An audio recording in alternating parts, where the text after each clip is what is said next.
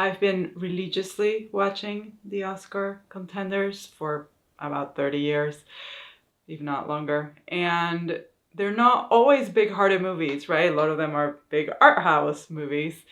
But this year I'm going to cover the ones that are, according to me at any rate, and we're going to start with Sentimental Value, which it is such a beautiful and moving Norwegian film by Joachim and it's just a beautiful love letter to what happens when we express and receive love through art. It's kind of an out there concept, but it follows Nora, a young actress, played by Renate Reinsve, and her dad, the filmmaker Gustav, played by Stellan Skarsgård. And these two people split at the very opening of the film. And it's the most amazing opening, by the way, because we have Nora recalling an essay that she wrote on the 6th grade about her house. And she's wondering whether the house likes to be empty or full, whether it's ticklish, whether it gets hurt when glass falls. And what we see are her and her little sister living in this incredible Norwegian house that out of all the story tales that you can imagine, but also we start to see the parents sort of splitting up and arguing and so on, and then the dad leaves, and that's our opening. Now we know that the story is going to be about these two people figuring out how to come together. It won the Grand Prix at Cannes. It deserved it as far as I'm concerned. And it's a profound exploration of what it is for two artists to figure out how to love each other again, how to heal these old multi-generational wounds, some of which are in the house, which by the way has a crack in it from the start, and how to not only heal their relationships, but also heal themselves through art and love.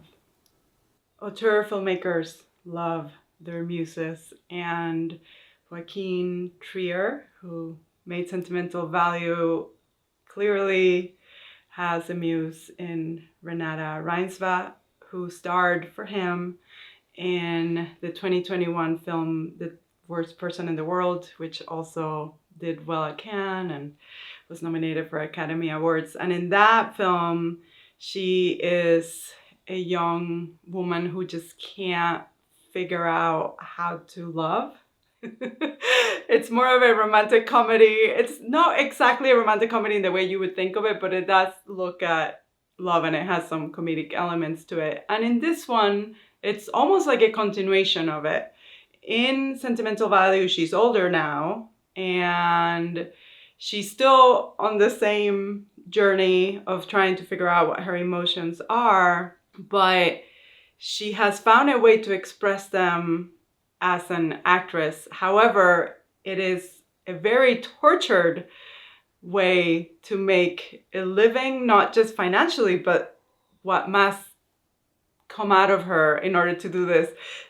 After we have the opening about her house, we have this long and deeply tense backstage scene where there's a full house in the theater, everybody's there, ready to watch, and she's wearing this black dress and she's flipping out. She's like, oh, it's too tight. And you can tell that everybody who works with her in this theater is used to this to an extent, right? They're like, oh, she's running this way and she's running this way. And she's having all of these horrific meltdowns. Eventually she runs into her co-star and she's like, shall we? And he's like, there's no time for sex right now. And so she's like, slap me.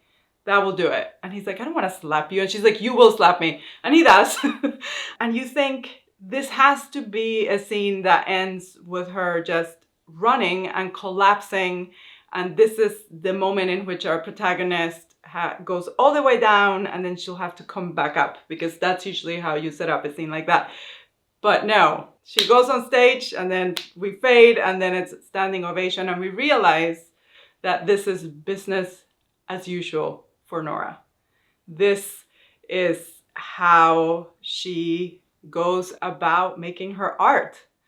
And she is deeply successful at it, but you can tell just how costly emotionally that must be for her. The amount of deep wounds she must access in order to be able to deliver this standing ovation worthy performance night after night. It's a fantastic setup for us to root for this person who is clearly very talented to manage to find a way to make her art without having to go through all of that, because that couldn't possibly last. And the film asks us, among other things, what is the cost of making our art?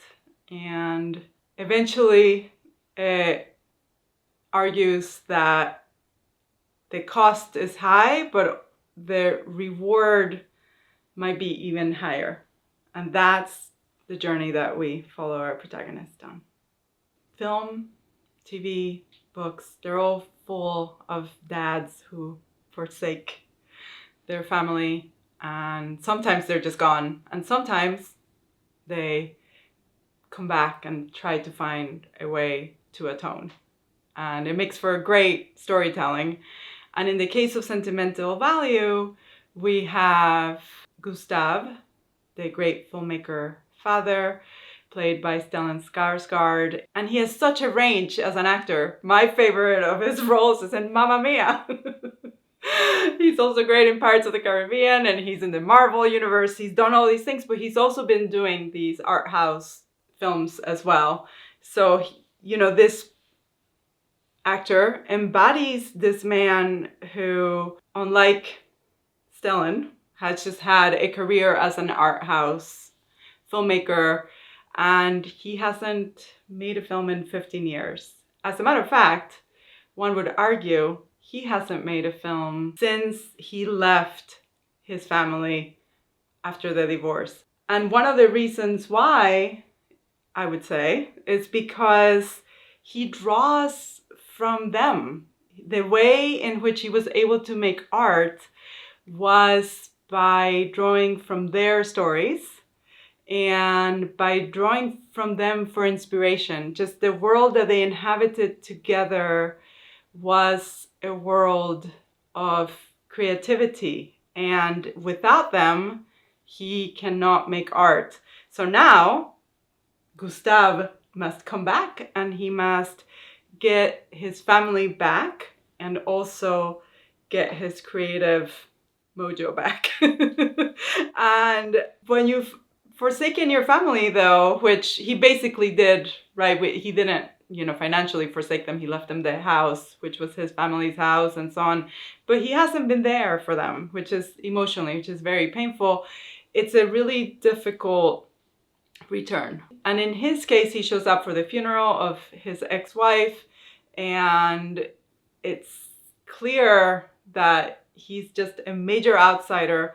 And one of the first things that he wants to do is meet with Nora, his daughter, the next day. And he's immediately like, boom, I wrote this script for you, and I would like you to read it. And of course, she, who is very wounded by his leaving, also by the fact that even though she's an actress, he has not gone to see any of her work. He walked out of Medea halfway through because he doesn't like theater, which is what she does. So she's like, no, where do you get off wanting to come back and just, what? You want me on top of everything else to make this movie for you? No. But as the film evolves, we realize this is the only way this man knows how to atone. The only way that he knows how to come back is through this project. Her refusal makes all the sense in the world, but we have the parents we have. And that's her dad. Her dad is the man who only knows how to show love this way. And it's a complicated relationship that pushes all of their buttons, but it's also what happens when you have this filmmaker dad. And of course, she ended up working in the family business. So it's not like she's outside of it either. So this may be the only way that she can actually heal her wounds if she's willing. If you come from a family of artists and you see the pain that making that art can produce, you have a choice. You can be an artist like them, or you can say, no, thank you, I'm going to do something completely different.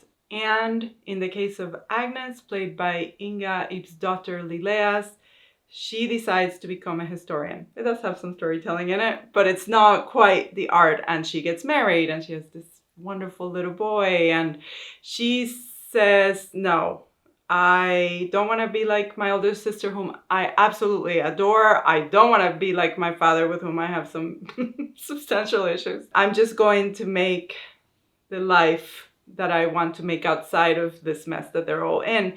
Except that, of course, she still comes from this family. And what we learn is that the one time that she had this deeply close relationship with her father was when she was a little girl and she acted in one of his films.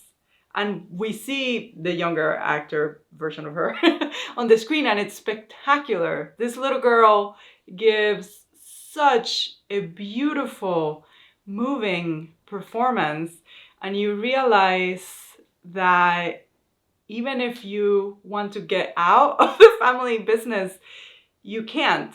As a matter of fact, later when she's talking to her dad, he's like, but remember that moment, how good it was, how great it felt for us to be together. And of course she remembers it, but it also means that she feels like he doesn't love her for who she is and for the life that she's created. He loves her as a canvas he can draw on, as a character he can direct, as an image he can film. And that's not who she is, even though that moment was so meaningful to her. So the film is also looking at the ways in which you can't really leave your family.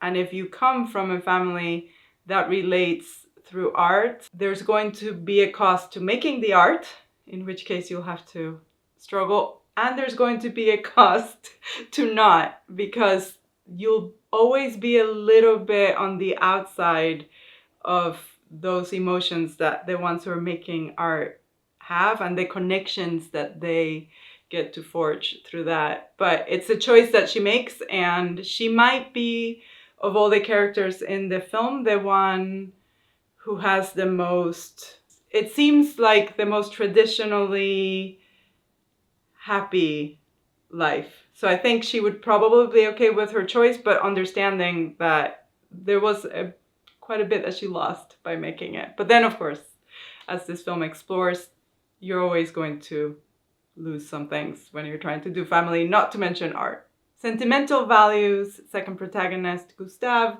is played by Stellan Skarsgård, who has had the dreamiest of dreamy careers, I think, as an actor, because he's gotten to play in all or many huge blockbusters, which have been really fun and successful and critically acclaimed often, but also in all these art house films. And from the outside, at least, that seems to be the goal for a lot of actors. How do I have a varied career with some things that make a lot of money and then some things that get a lot of acclaim? Hopefully you get acclaim and money at the same time, but that's a little harder.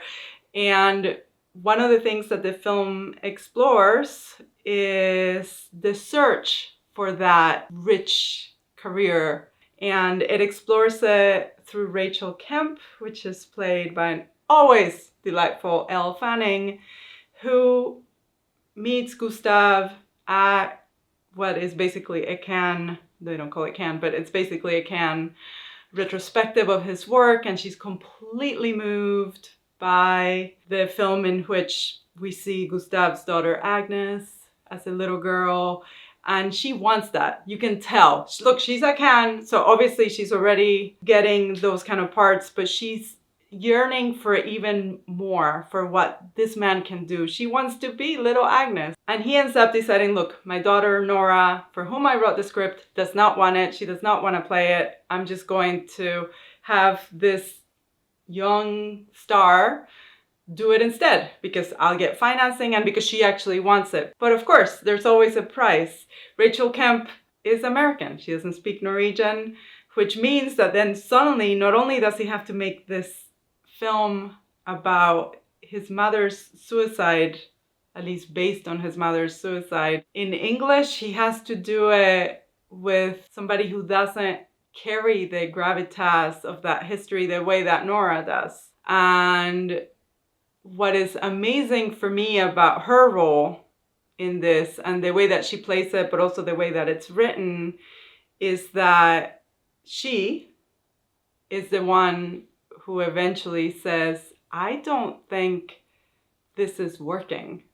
Which is amazing, because usually in these kind of films, that American actress, like Lost in Translation, right? You often have them be a little bit ridiculous and overly ambitious, and they're just in it for, please pay attention to me, please pay attention to me. But she is as smart as any of the others. And she also expresses and receives love through her art. And she realizes that the love that she's giving out here and the love that she's receiving is not good for her career, but it's also not good for the film, which she loves. So it's an amazing moment of maturity for a character that you could usually just throw away and just have her be ridiculous, to say, I am so sorry. This is what I wanted with all my heart, but not this version of it. And to step away, which again, Trier's directing style and his writing is so generous to everybody in a way, even though we're all wounded in similar amounts and ways, and it allows us to be compassionate and make the right choices. Sentimental Value is a multi-generational saga, and the youngest generation is played by Øyvind Hesjedal Loven, who is the son of Agnes, grandson to Gustav, our great filmmaker. And we can tell that he has zero relationship with this boy when Gustav appears, and that he has zero understanding of what a 9-year-old is, because he shows up for his birthday and he gives him 4 DVDs, one of which is the piano. And the other one, he's like, we don't know which one movie it is, but he's like, it's got Monica Bellucci in it. Look at this. And, Agnes is like, I don't even have a DVD player. And Nora, the sister's like, thank God, because no 9-year-old should be watching these movies. But on the other hand, this is how this man shows love. He wants to make a storyteller out of his grandson. And yes, it's a wrong-headed thing to just show up and be like, here, grandson. But it is the way that he knows how to relate. And then he does one even better by wanting Eric to play himself, the younger version of him, in the movie. And again, he's very clear that it's an adaptation of a reality that he lived. It's not a memoir, but he does. He wants little Eric to be him, the boy whose mother commits suicide in the very house where they're all living, in the very house where they're filming. And he is so wrong-footed in his need to relate to him until you put a camera between them, and it's a phone camera. And he's teaching Eric how to do all this filming and all this magical stuff. And then you see it. You see that this man can only love you and see you and understand you through the lens, or through imagining the lens, because he can also write you. And it's an amazing moment, because then Agnes is left with a situation where she's remembering how she also was a little girl whom he adored only when she was on camera, and she has to decide, will she do that to her son? Will she not? One of the good things about this is that he is a grandfather, not a father. And Eric has a wonderful, loving mother, her, and a wonderful, loving father, her husband. But it's a fantastic look at family relations and at understanding that some people are only going to be able to relate a certain way. Do you want to accept it? Do you know? It's up to you, but it's what he can offer. As Sentimental Value comes to a close, we are left with the question of, can Gustav and Nora figure out how to come together? And if so, will it be through art? And the answer has to be yes and yes.